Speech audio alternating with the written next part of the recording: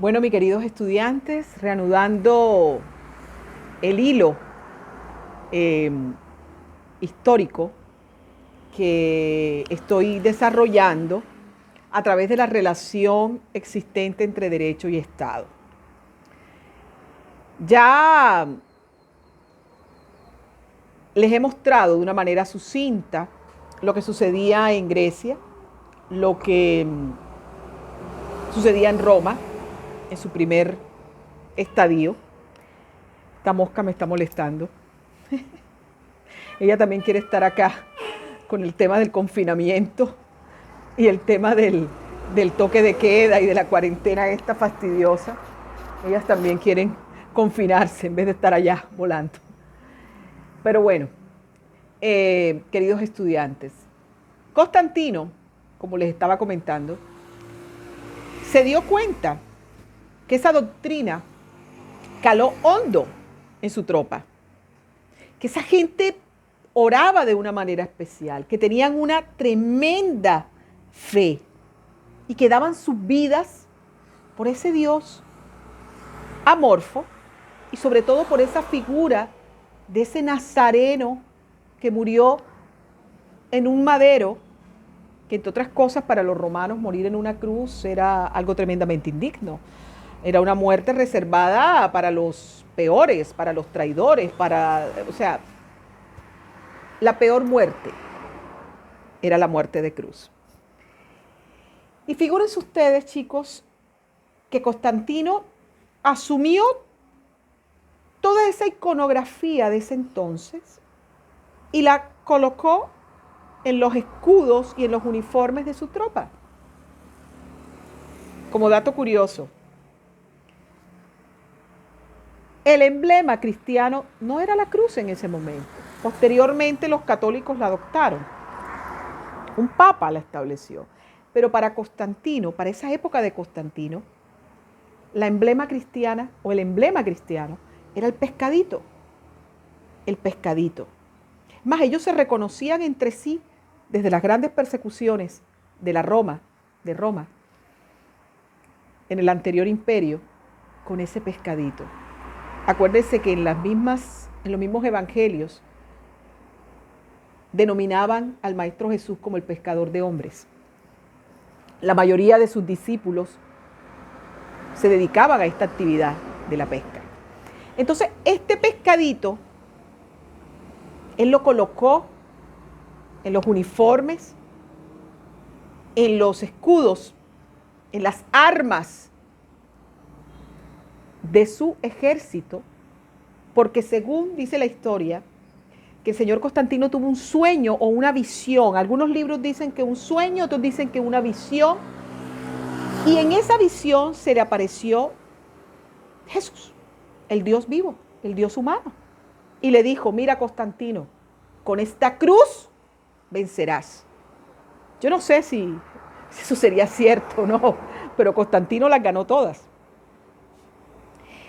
Y llegó a consolidar el imperio romano de Oriente tan poderoso y tan fuerte como el anterior, como el de Occidente. Pero el gran legado de Constantino, por el que se reconoce a través de la historia, fue el que en su reinado, en su imperio, se creó la Iglesia Católica. Y en eso quiero hacer una salvedad y una explicación, más allá del tema teológico, que no me interesa tratarlo ahora, yo no soy teóloga. Pero es importante que nos detengamos en esto, porque ese derecho canónico, ese derecho que cimentó el catolicismo en ese momento y a través del tiempo y por todo el mundo conocido, y lo vemos todavía ahora, la importancia del Papa. Es que antes de que Constantino unificara todas esas iglesias que habían desperdigadas y que ya estaban organizadas, ya habían obispos, ya habían cardenales, ya había doctrina, pero lo que hizo fue crear la Iglesia Católica a través del famoso Concilio de Nicea. Y ahí se estableció el canon, que es el derecho que regula la Iglesia Católica. Y el que sería importante en ese momento, en ese estadio, en ese momento de la historia, como Edad Media o el Medioevo, ¿sí? Muy importantísimo para poder entender cómo se construían nuevas formas de Estado, nuevas formas de ver la política y de poder ver la sociedad. Pasamos de un mundo eminentemente esclavista, cuya principal forma de producción o explotación económica era la esclavitud, a un mundo en donde la posesión de la tierra, entre más tierra se tuviese, más riqueza y poderío lo tenía. Ya no se hablaba simplemente de reyes, sino de señores feudales, que eran los que apoyaban a los reyes. Tenemos entonces un catolicismo como la religión del imperio, que ayudó a aglutinar de perseguidores de la doctrina a organizadores de la gran religión, de la religión del poder. ¿Bien? Y además de eso, la posesión de la tierra se convertiría en el modo de explotación económica y era lo que determinaba el poder de individuos.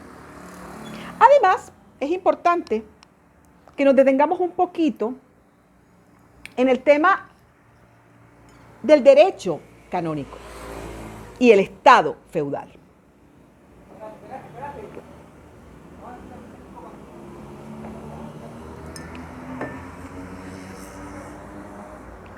El derecho canónico estableció el dogma, los dogmas.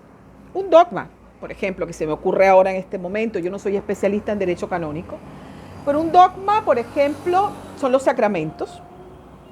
El buen católico tiene que bautizarse, tiene que hacer la primera comunión, tiene que confirmarse, etcétera, etcétera.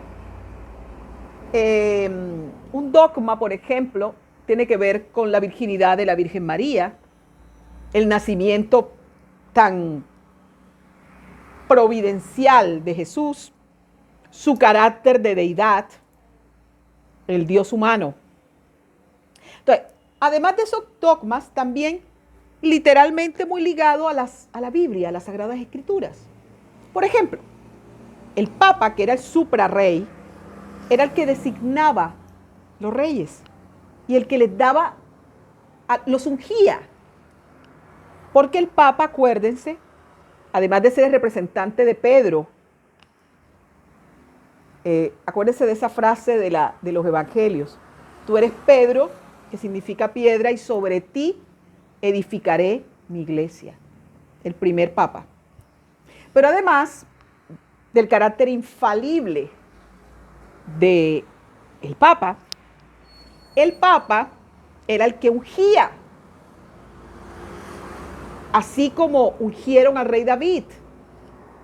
Y el Papa hacía eso porque es representante de Dios en la tierra. Miren lo particular y lo caramba, tremendo, fuerte de ese concepto casi como de deidad, ¿no? El designado, ¿no? Y eso tiene mucho que ver como esa figura se ha visto a través del tiempo y todavía para el mundo cristiano, para el mundo católico, es muy importante. Aparte de eso, acuérdense que el Papa es un jefe de un estado que se llama el Vaticano, es un estado minúsculo, pero que es un presidente, es un jefe, y que en muchas visitas que hace a países que no son católicos, pues a él se le da el tratamiento de un jefe de estado. Entonces tiene la doble condición, jefe de una religión importante, consolidada, vetusta, como la religión católica, representante de Dios en la tierra, y por otro lado, jefe de un Estado con todas las prerrogativas de jefe de Estado, que es el Vaticano. En la Edad Media, chicos, además de darse una época de mucha persecución a través de la Inquisición, que fue una herramienta que utilizó la Iglesia Católica para frenar el impulso grande de la ciencia, de los planteamientos, de la lógica, de la inteligencia y de la investigación humana, opacados por el dogma, porque es que el dogma no puede ser contrastado, el dogma no puede ser pasado por el tamiz de la razón ni de la ciencia. Por eso la mayoría de la gente que fue torturada y fue aniquilada por la Inquisición no fueron brujos. Eso es otro mito. Fueron científicos, como Galileo Galilei, que duró 10 años bajo la tortura y bajo la ignominia de la Iglesia Católica en manos de la Inquisición, porque se atrevió a decir: la Tierra no es el centro del universo. La Tierra es un minúsculo planeta que gira alrededor del Sol. Algo diferente a lo que había establecido Nicolás Copérnico. Eso no le gustó a los católicos y por eso lo trataron de hereje. Y el pobrecito duró 10 años, lo despojaron de sus bienes, lo torturaron, lo metieron en una mazmorra. Pero como el espíritu humano tiene la capacidad de sobreponerse a todo eso, sobre todo el espíritu de esos grandes hombres, cuando firmó su confesión, arrancada con tortura y con miedo, firmó y dijo al final: y sin embargo sigue girando. Al buen entendedor, pocas palabras. El Estado feudal fue un Estado eminentemente ligado mucho a la religión, a la nueva esclavitud, que significó la servidumbre de la gleba. Los siervos de la gleba eran como un híbrido entre esclavos y hombres libres. No eran del todo libres porque estaban ligados a la tierra y la tierra pertenecía al señor feudal, pero a su vez tributaban y pagaban diezmos. O sea, era la base de la estructura jerárquica de la sociedad feudal. Eran los que iban a la guerra, eran los que más aportaban, pero que no tenían muchos derechos. Después de esa época tan oscura, pero a la vez tan importante, acuérdense que las universidades se gestaron en el medioevo, y donde hay universidad hay conocimiento, hay investigación, hay contradicción, el espíritu humano en todo su fulgor. El cisma protestante también fue un elemento importante para que ese estado feudal colapsara y le diera paso a una época de la historia y a un nuevo modelo de Estado que me encanta. Es una época favorita. Mi época favorita es el Renacimiento. El Renacimiento, como su nombre lo indica, fue una época que surgió como un resurgir, un volver, una nueva era a las antiguas costumbres greco-romanas, en donde el hombre era el centro del universo, el pensamiento humano, todo giraba alrededor del hombre. Por eso los grandes humanistas, pensadores, científicos, creadores, como Leonardo da Vinci, Miguel Ángel, el mismo Nicolás de Maquiavelo, todo lo que se llevó a cabo, sobre todo en lo que conocemos hoy como Italia, cambió la manera de ver el Estado y de ver el derecho. Se cuestionó el poder del Vaticano, el poder del Papa. Pero sobre todo se le dio nuevamente alas al hombre para crear su universo a través de su intelecto. Toda esa figura de los enciclopedistas, del iluminismo, no ilusionismo, iluminismo, se fundamentaba en el pensamiento, en las ciencias. El enciclopedismo no era más que el compendio de todos esos saberes: química, física, matemática, historia.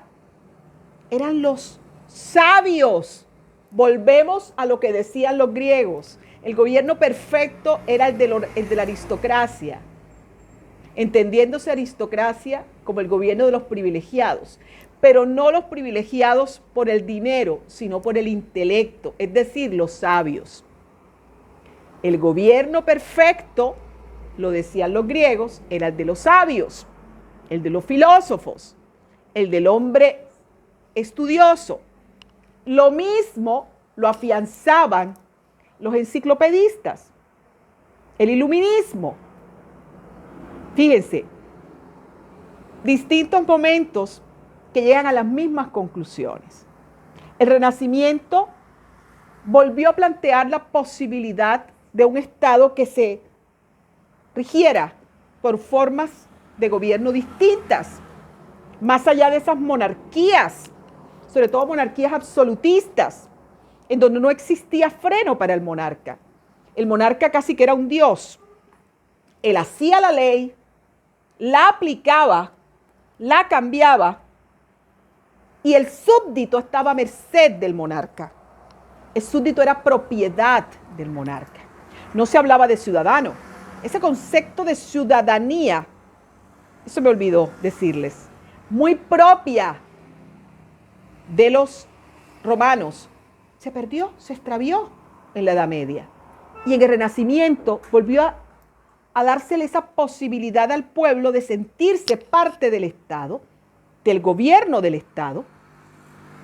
Y es ahí donde surge otra vez la necesidad de una ley suprema, de una norma suprema que permita al pueblo tomar decisiones y poner a sus gobernantes. Las constituciones se desempolvaron. Quiero hacer un paréntesis con relación a las constituciones, a una situación muy particular. De las primeras constituciones que se tiene noticia en el mundo occidental, es la constitución de 1219, la constitución de Juan Sin Tierra, que fue un rey británico, un rey inglés. Es una constitución muy particular porque todavía rige en Inglaterra, se llama la Carta Magna. Y fue un pacto que hizo el rey con los súbditos, un pacto de derechos, unas concesiones especiales. El rey estaba sujeto a eso. El rey no podía hacer lo que le diera la gana. Podía ser muy rey, pero hasta el rey tenía que ser regulado a través de un pacto social de derechos. Pues esa constitución, muy particular. Los ingleses siempre han sido muy particular en el mundo, en Europa. Fíjate que ellos no entraron en el tema del euro ni siquiera, ¿no? Perteneciendo a la Unión Europea, su moneda sigue siendo la libra esterlina, no el euro. Y para muchas cosas los británicos siempre han sido muy celosos. Bueno, continuando con el tema de las constituciones y centrarnos en la Edad Moderna, yo pienso que la Edad Moderna comienza con el Renacimiento. Hay muchos autores, historiadores que la diferencian o establecen unos momentos muy diferenciados dentro de para el Renacimiento y para la modernidad. Pero para mí, la modernidad comienza precisamente con el Renacimiento. Y la modernidad está marcada por sucesos bien particulares que le van a dar lugar a un nuevo modelo de Estado que todavía, de una u otra manera, nos toca a nosotros. Uno de los aspectos importantes en el cambio que dio lugar a la modernidad, el descubrimiento de América, por ejemplo, la invención de la máquina de vapor, la revolución industrial, los grandes viajes a través de los océanos, ¿no? Acuérdense que el pensamiento medieval era un pensamiento cuadriculado, marcado por el dogma, por el oscurantismo orquestado por la Iglesia Católica. La iglesia decía, por ejemplo, que la tierra era plana como una gran mesa y que después de ciertas millas los barcos se iban a ir a unas tremendas cataratas y unas fosas llenas de dragones y de demonios. O sea, era una cultura y una sociedad pobrecita, enferma por el tema de los demonios y de las herejías, más que limitaban el pensamiento. Como sucede de cierto modo ahora con estas sectas evangélicas que lo que hacen es engañar a la gente y mantenerlos adormecidos. Algo así como decía Carlos Marx, la religión es el opio del pueblo. Es la manera de tener al pueblo adormecido frente a las realidades. Demagogia. Herramienta política. El Estado moderno, también conocido como el Estado liberal, pienso que los dos grandes modelos esenciales de ese Estado moderno, de ese Estado liberal, obviamente Francia, marcado por su revolución, Estados Unidos, el principal bastión del capitalismo, ojo, capitalismo como el modo de explotación económica o de producción económica propia del Estado moderno. Inglaterra, importantísimo porque es que el liberalismo económico, que es el modelo económico del Estado liberal moderno,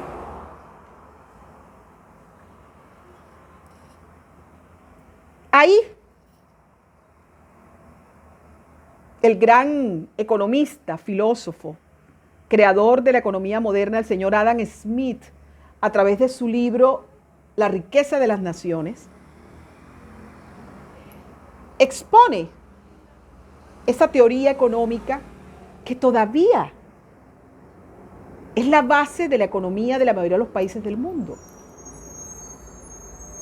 Es importante que ustedes se lean ese libro, La riqueza de las naciones, que precisamente fue la tesis doctoral de Adam Smith cuando recibió su doctorado.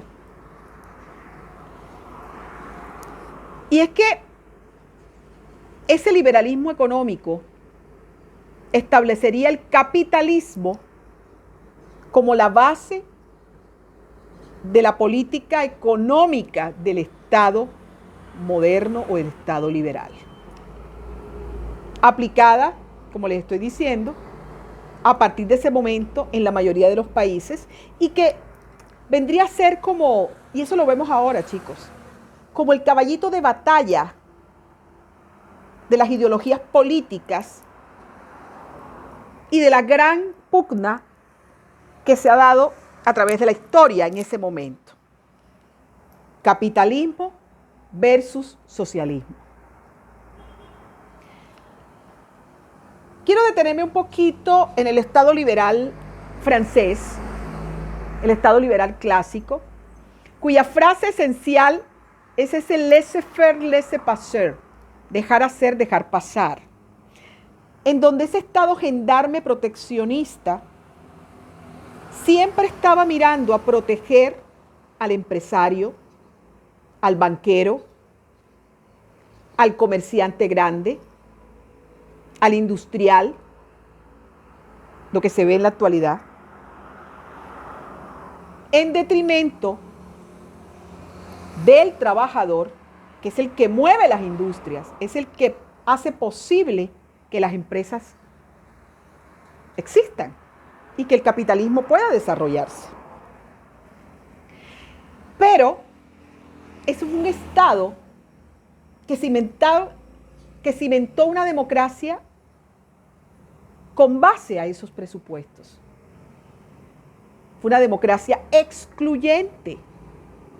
Fíjense que los famosos derechos del hombre y del ciudadano contemplados dentro de esa Constitución de la Primera República Francesa y que fueron traducidos por Antonio Nariño cuando se gestaron todos esos movimientos independentistas en América, Nueva Granada, y que le valió al pobre Antonio Nariño gran parte de su vida estar privado de la libertad en las mazmorras de Boca Chica, aquí en Cartagena. No es más que una serie de derechos excluyentes, porque estaban dirigidos a una porción de la población. Hombres mayores de 25 años que tuviesen determinadas rentas, que pudiesen leer y escribir. Eso significaba que ni los ancianos, ni las mujeres, ni los pobres. Pero por lo menos esa declaración de derecho constituyó un gran avance. Y sobre todo que se constitucionalizó el concepto de esos derechos civiles y políticos, llamados por algunos autores como derechos de primera generación. Pero no fueron derechos fundamentales. Ojo, la Revolución Francesa que marcó el surgimiento de la Primera República Francesa y de la primera Constitución de esa República Francesa, nunca habló de derechos fundamentales, sino de derechos del hombre y derechos del ciudadano. Es más, como dato curioso, nunca se habló de dignidad humana. En Francia se proclamó la libertad, la fraternidad, pero nunca la dignidad. Son conceptos que posteriormente fueron desarrollados en la Declaración Universal de los Derechos Humanos, que eso lo hablaremos posteriormente. Quiero, chicos, parar por hoy. Quiero, por favor, que lean el material que les voy a enviar, tanto a los correos, al correo grupal, como al WhatsApp. Quiero, por favor, que cualquier interrogante, cualquier laguna, cualquier elemento dentro de estas conferencias que ustedes quieran que lo desarrollen,